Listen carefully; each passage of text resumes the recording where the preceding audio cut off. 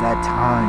Once again, it's been meant to come, okay? We are getting into the trudging of the deeper waters. In these death matches, let's go. Hype something I know no one thinks about but me. But I'm here to bring that fresh content coming in from the left side. One of video games diamonds in the rough, who became a legend in of himself. Arguably one of the best video game characters of all time. One tough as nails, one creative as hell, and one's a good fighter, to say the least. One who is iconic to anyone who knows PlayStation games. He is none other than Ty, the Tasmanian Tiger. Straight out the outback. And coming from the right side, someone who surprisingly, while not iconic, he's surprisingly very memorable. Surprisingly, one who he's been through the nitty gritty, who's battled some of the best.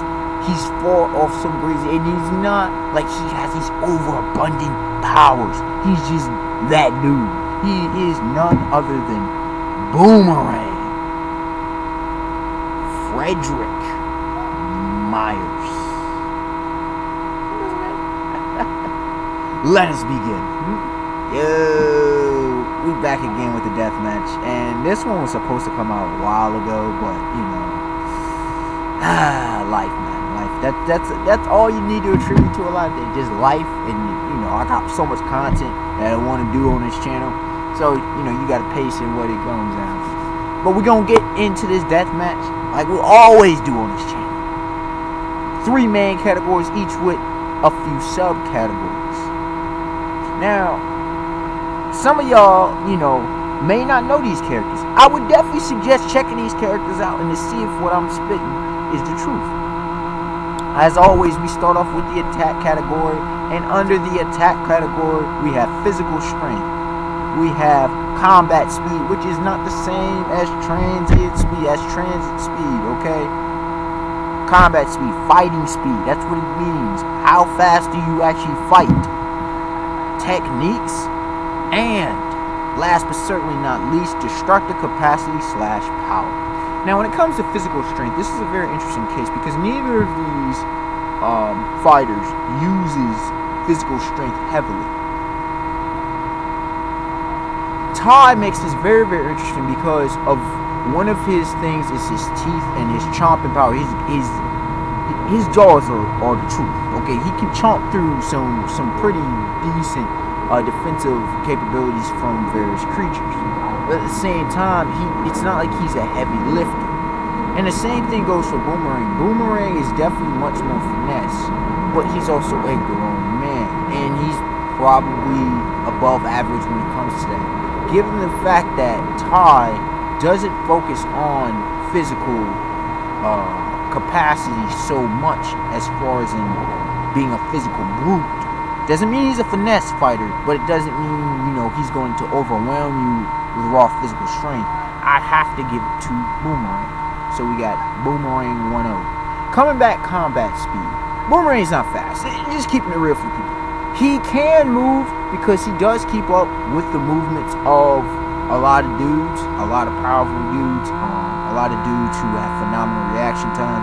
So he can move, and his draw, he got quick draw with the boomerangs. When it comes to Ty, he can move pretty quick. His transit speed and his combat speed are actually pretty much the exact same. This one's a toss-up, but I'd have to go with Ty, and you would think, well, wouldn't Boomerang does not fight fast. He does a lot of stationary battling. He does not fight fast in the least. Ty actually utilizes his speed, whether, you know, he does both close range and long range attack, especially if you consider underwater combat. So, with that being said, I have to give it tied up one piece. Ty and Boomerang. Now, comes to techniques. Obviously, both of them are heavy with the boomerangs. Now, Ty has elemental boomerangs. He's got technological ones. He's got zoom ones from distance. ones that explosive ones like a Boomerang. He's got other technical ones that utilize ice and other abilities as well as the elemental ones. He also has multiplying one, Multiplier-Ring. He's got Aqua Ring, which allows him to swim as well as cut through the water like a hot knife through butter, as it said.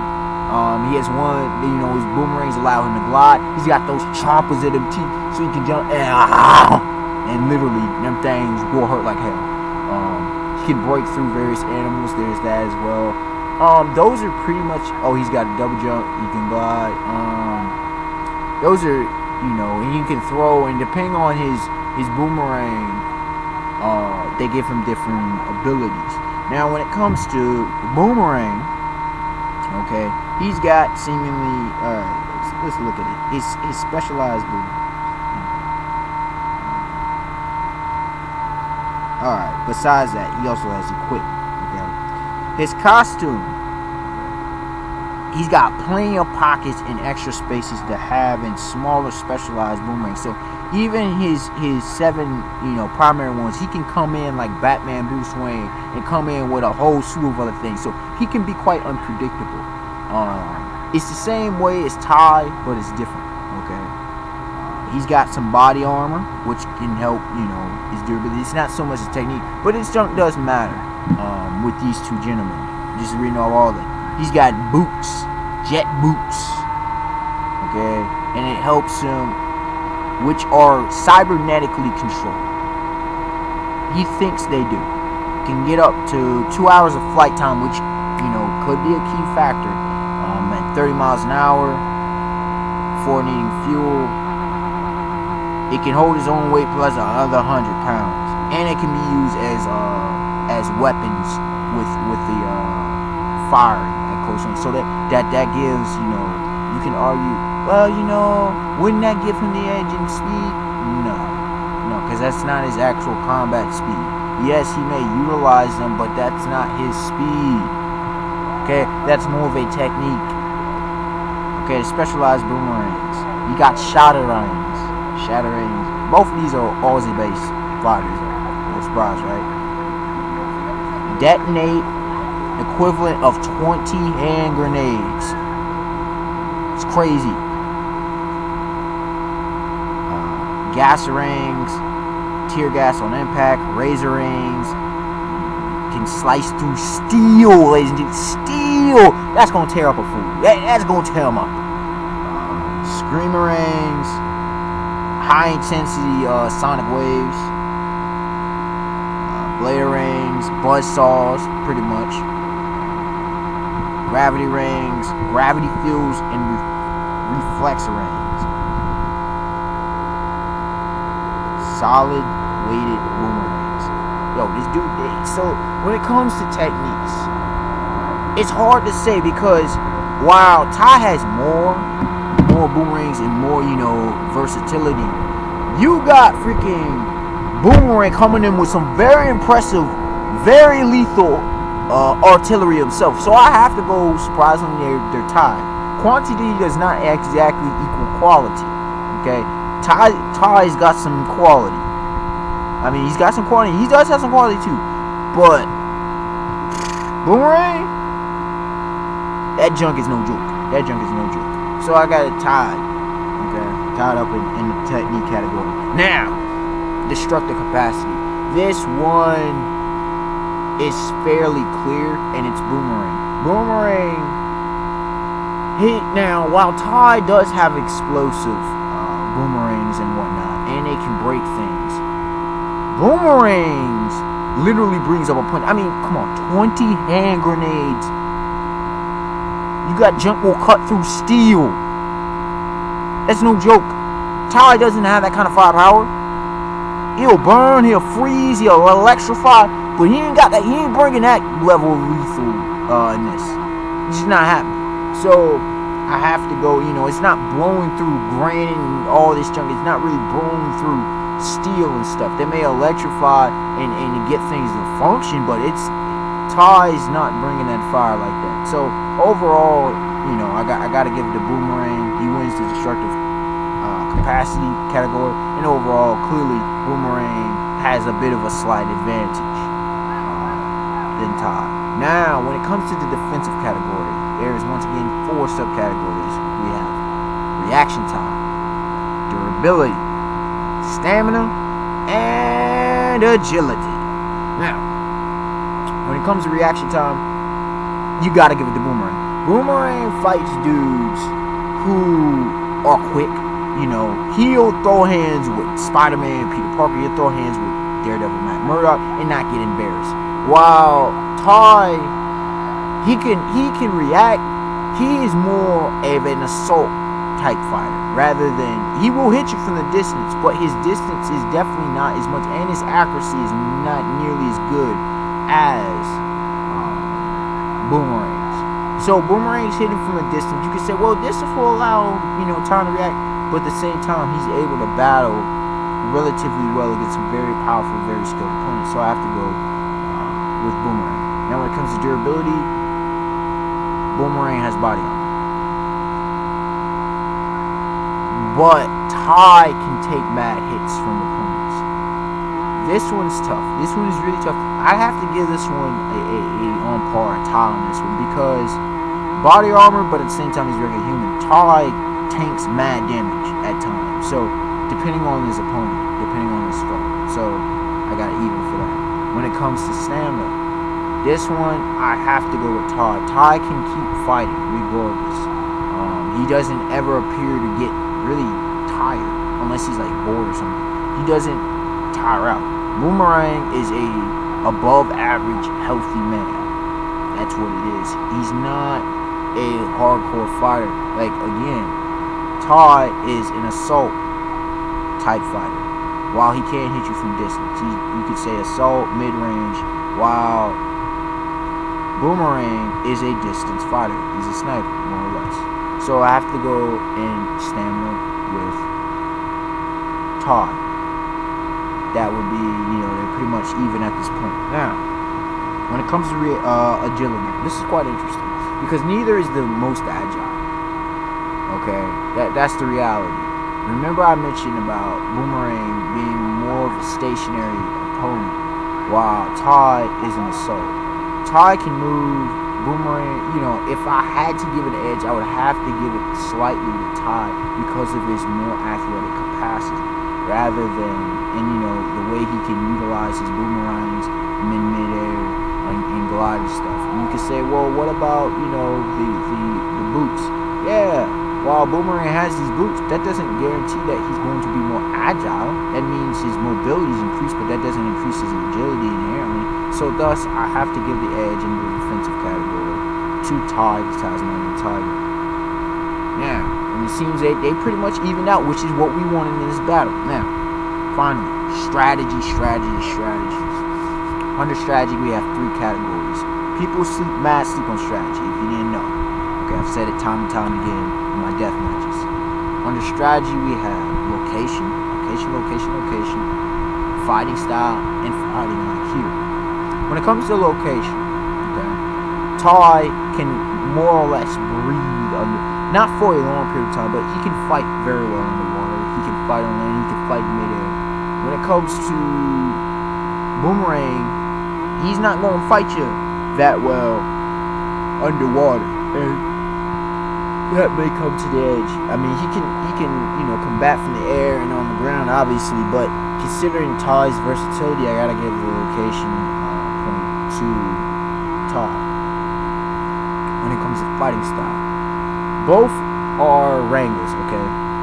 They're range fighters. They're Boomerang experts. But here's the thing: Tai, I won't call him a novice. He's not an amateur by any means with boomerangs, but he is not an expert when it comes to range usage, as opposed to Boomerang. Boomerang is a expert, if not master. He's pretty much an assassin with boomerangs. Tai isn't on that level. Tai is an experienced combatant, but he's also a combatant who will throw hands. You know, he prefers more of a closer distance, mid-range, and Boomerang prefers more of a mid-range to long distance. So it's a clash of styles, which is very beautiful in this case. Now, to fighting IQ, arguably the most important category in this entire, analysis of these two combatants. Ty he's got a good fighting IQ. I won't go so far as great, but you could say maybe very good. Fairly good. I won't put it that high. He doesn't come up with stuff to a phenomenal extent when it comes to strategy and stuff, but he will figure out his opponents fairly quickly. He is able to figure out through challenges and various things, and able to implement those skill sets into his own personalized fighting style. When it comes to Boomerang, he's got he's got about the same fighting IQ, if not a little bit edgier, over the edge for Ty. And here's why. This dude is mad experience, okay? He's got mad experience. He's got experience against various kinds of foes. He's got experience against various kinds of abilities or whatever that Ty just simply don't have. As well as he's been around for quite a while. He thinks, he strategizes, he utilizes his repertoire in a very effective manner. The manner in which, although he's not the most powerful of individuals, he can combat very powerful individuals fairly effectively. He's a threat to them, to say the least. So overall, this is a tough one. Okay, both of the fighters bring something, different from the other ones, and you bring two different styles. I'd have to give the edge, and this could go either way. This is one of those, I would say 55-45, but the 55 I'm going with is Ty, and here's why. While Boomerang has the more lethal repertoire, Ty's versatility in the location, as well as his amount of just capacity at which he can fight you with, the fact that he does not tire seemingly ever, and he is relentless in his attack. While that may not be his personality, when it comes to fighting, yes he is. And the fact is that although Boomerang has years of experience on him, although Boomerang has a very effective tool set, he's been defeated quite a few times, to say the least. As well as to take into consideration that Boomerang, he's not the most difficult opponent to learn. He's legit if he's able to keep at a distance, but Ty's going to close that, and he can combat him. He's got plenty of firepower, to be able to combat him. So, it would probably damn near kill Ty in the process, but I do have Ty, and especially if he gets his chompers on Boomerang's neck or something like that, it's done. It's over for him. Unexpected one to like, comment, subscribe. Tell me your thoughts in the comment section. What else do you want to see? I may be able to make it happen later on down the line as far as death matches go. Alright, y'all. Have a beautiful day, beautiful night. Peace.